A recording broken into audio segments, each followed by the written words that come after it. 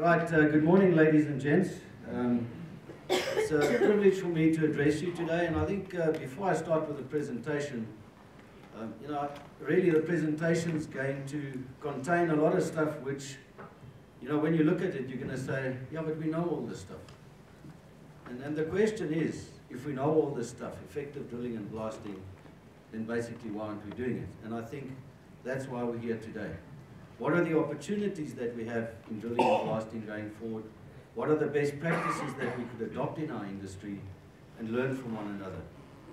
And really central to a lot of this is also obviously our people, our leadership, our ability to lead people, and the ability to make sure that we do accurate and effective drilling and blasting. If we look at the rock mass today, we very often blame our rock mass, we blame poor ground, and so on, for incorrect and poor drilling and blasting practices.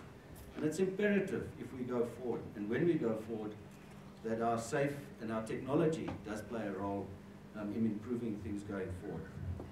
So with that, let's have a look at some history.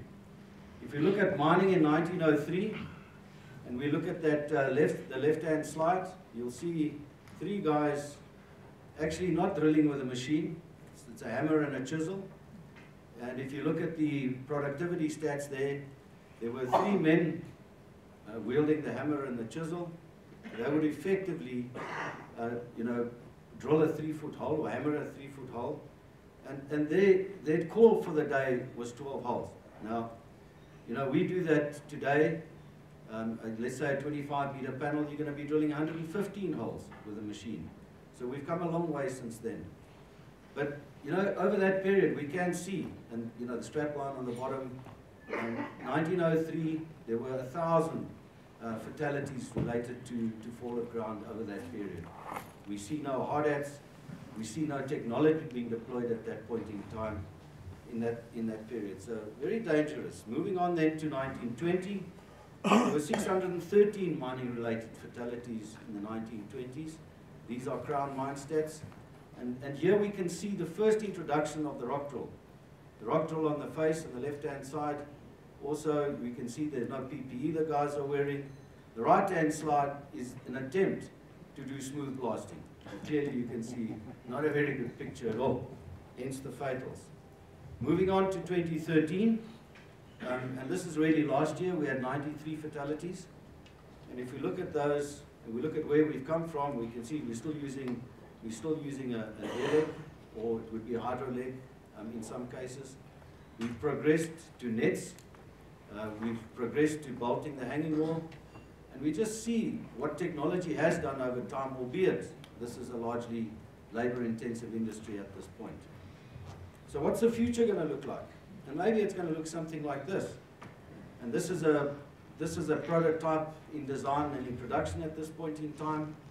And this would typically be a machine, and on that boom you'll see there's a drill.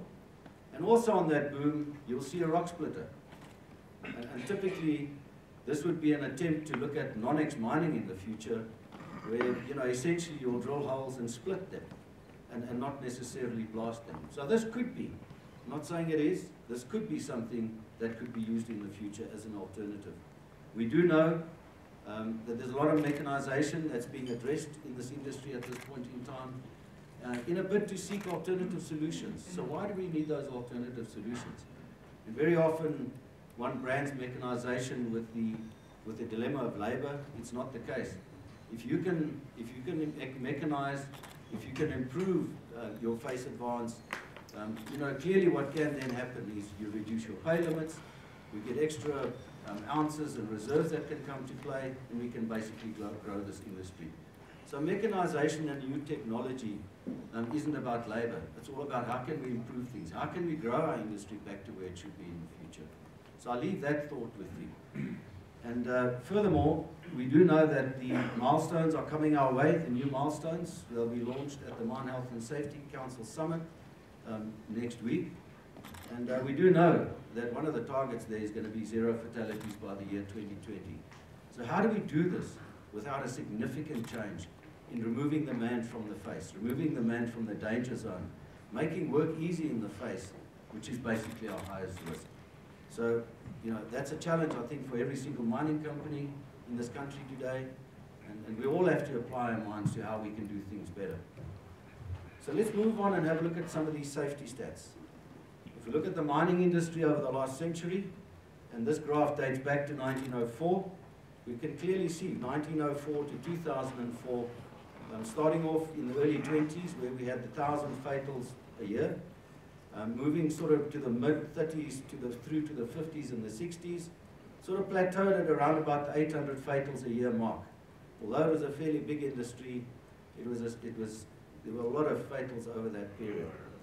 We reflect on the Coalbrook disaster in 1960. We can see 808 in the Kinross disaster of 1986 were major events over that time. And Vaal Reefs 1995, remember that big incident we had. But let's reflect on how we've done in the last 14 years. And if we look at that graph, there's been a significant improvement in this industry over that period. And I think this industry doesn't get the credit which is duly deserved for the huge effort that everybody puts into making our mines a safer place. If we look at our ore bodies in this country, especially the narrow tabular ore bodies of platinum and gold, excluding the open pit environment, it's a hugely challenging environment. We're facing steep dips, narrow reef seams, so how do you mechanize that? And it's with a lot of difficulty. There's a lot of energy going in right now to see how we can mechanize these narrow tabular ore bodies. I want to share with you that this is the only place in the world that has this unique challenge. If you look at Canada, you look at Aussie, you look at all these places, the type of ore body that we have in South Africa, and ore bodies, the narrow I'm talking about, just simply don't get mined. They are abandoned as sterilized reserves. In South Africa, we have to mine them because that's all we've got. So we've got to make a change. So let's have a look at some of the fall of ground stats more specifically. And this graph really shows the black line shows the total fall of ground. And we can see in 2009 we introduced the MOSH entry examination. Albeit the trends were improving, we can see that the introduction of MOSH certainly did play a role. We see bolts and nets around about the 2011 period, and we can see a steady trend reducing the fall of ground. But when we look at 2012 onwards, we've basically plateaued. This is gold, platinum, this includes everybody in these stats. So clearly there's a need for change, folks. The gold line that you see below that, what we've really done there is we've taken the falls of ground that are related to blasting incidents, and we factored those into the stats. And clearly, the difference between the black and the gold line is what could have been had we not damaged hanging wall, had we not blasted badly. You can see the results would have been significantly different had we drilled and blasted properly. So that's the gold line you see there. So clearly, drilling and blasting does result in fatals. Poor drilling and blasting, that is. So looking at the last 2-year period, our fall of ground fatalities over this period, the left-hand pie chart and the gold bar shows that fall of ground related accidents of total fatals was 30%. And we can see the other sitting at, I'm just highlighting that one, at 31.33%. Moving on to the right-hand pie chart, we see over this year, there's been a reduction in the composition of the fatals in our industry. And the falls of ground have reduced as a percentage of the whole to 24.29%. And really, that equates to, at this point to, it's 81 fatals versus last year 93. And we're fast approaching the end of the year. So we've really got to mark fuss and make sure that we can beat last year's number and to show a good improvement. I think what we need to be aware of here is that the other is growing, and that's the 37% that you see there. So whilst we tend to focus on falls of ground and related fatalities, we must make sure at the same time that those other silly little accidents don't catch up on us. But having said that all, let's look at some really amazing results. And I'm not going to go through all of these, but you can dwell on those numbers. And again, the point I made earlier is this industry deserves credit. And to those operators and mines out there that are putting in a massive effort, and we can just reflect on a few here in Pilot 12 shaft having got 3,000 fatal-free days in 2006. We look at Moab Khotsong, a deep-level gold mine in the Klerksdorp area, having gone 870 days fatal-free last year, or 2012. Kloof Underground, 4.5 million fatality-free shifts in May 2013. And Lonmin, at this point, has gone an entire year fatal-free. Now, these are stellar results, and folks, I'd like you to give these mines a big hand, please.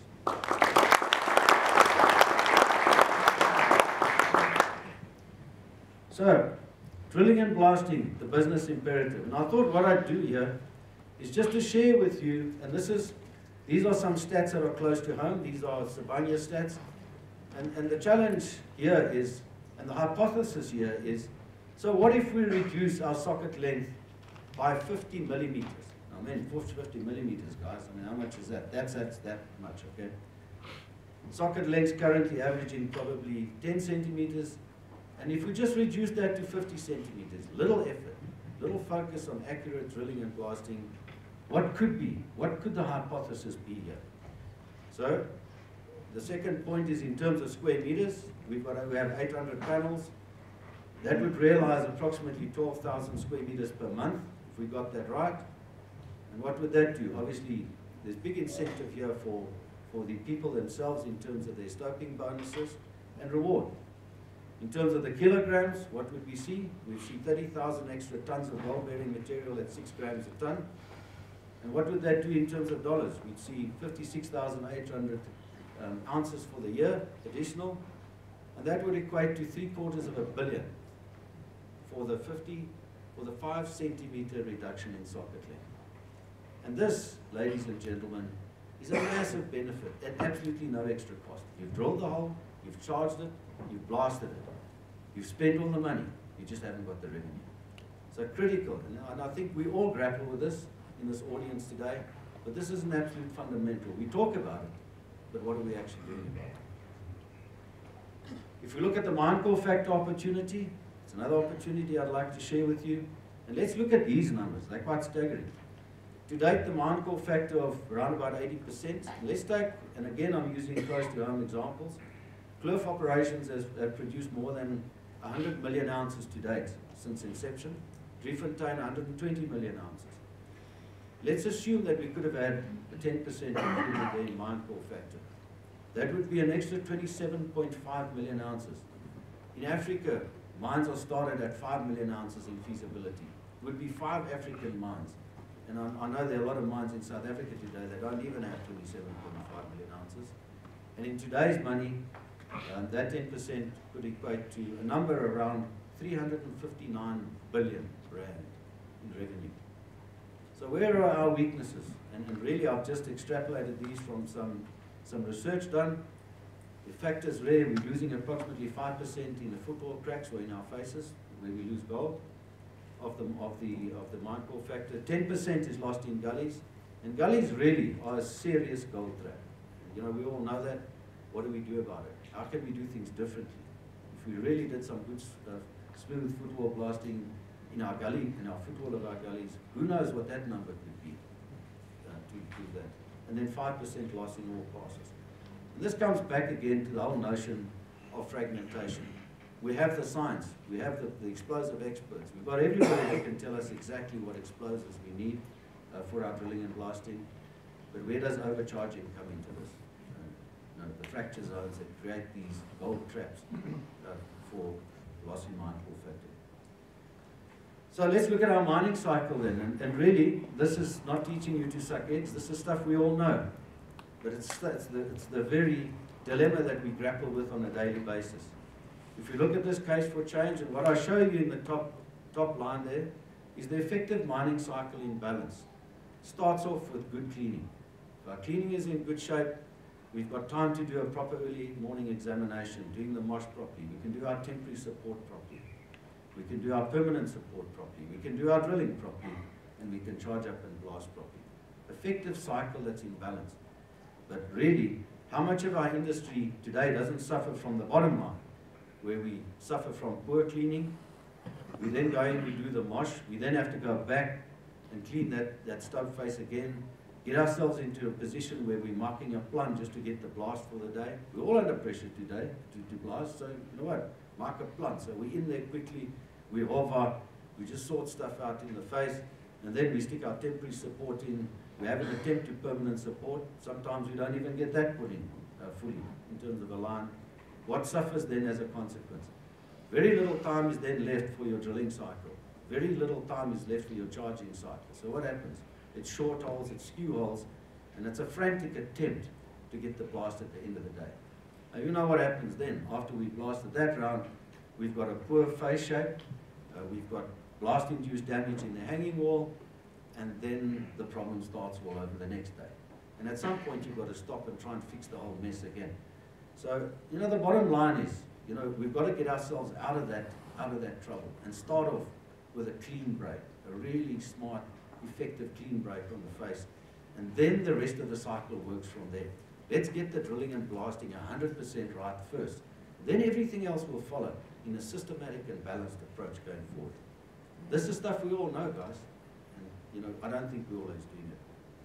And on that note, I just want to share with you, you know, some basic stats. And as we sit here today, we know that we're all plagued by safety stoppages, Section 54s. There's nobody here that's exonerated, I think, from that principle. But just to share with you, I mean, to date, at Sibanye, we've lost 50 shifts. Okay? 50 shifts in Sibanye so far, Section 54s, related to all sorts of things. Of course, hanging wall and unsafe conditions would be one of them, fatals would be another. But if we look at those numbers, it equates to R250 million year to date so far in lost revenue. So, good drilling and blasting and effective mining is an absolute business imperative today. We can't afford to have accidents which cause us stoppages in Section 54s. Moving on then to something that's close to home, our people in this whole process and our leadership in this whole process is an absolute imperative. Our operational discipline in effective drilling and blasting is absolutely key. So what do we need to do? And I'm not telling you how to do your job, but essentially there's got to be an approach of zero tolerance to poor drilling practices. Because as I said before, that's where the whole cycle starts. And we must make sure that that's in place. The whole notion of the focus on quality, line dimension, accuracy, should be a value, should be a culture in your organization. And I know that certainly where we are at the moment, we have a big drive on drilling and blasting at this point in time. It's an imperative, and that's really where your cycle starts. Building positive and effective teams. If the teams are proud of their work, they're delivering good results, you can be very, very sure that that phase advance doesn't just happen by accident. It comes with accuracy and pride. And then secondly, to measure is to manage. We need to know where we are at all times. Regular and consistent face measurements. The crews need to know where they are at all times. We need to know how they're performing. We need to develop a culture of accuracy, of pride, and then regular feedback to those teams. How much communication is happening in the workplace with the crews for them to understand what that 5 centimeters is costing them in terms of their bonus. What is it costing them? What's it costing their families? How are they losing out with respect to remuneration? And in the end, if we do things properly, there's always reward for everybody. So in conclusion then, ladies and gents, I mean, good drilling and blasting is fundamental to safe, effective and efficient mining. It's the heart and the core of why we're here. And to that end, in terms of safety, the imperative of safety, a step change is clearly required. And if we just simply get the drilling and blasting right, look after our hanging wall, make sure that we don't damage the hanging, and especially at places like Kloof here where we have very, very inferior hanging wall conditions. I know that Free State has shale, etc. You fix that by good and effective hanging wall. And that'll go a long way to improving our safety as well. So in closing then, welcome to today's Day of Learning. Andre, to you and the team that have set this all up, very well done, thank you. And let's learn from one another today. Let's go out there at the end of this and let's make a difference. Thank you very much.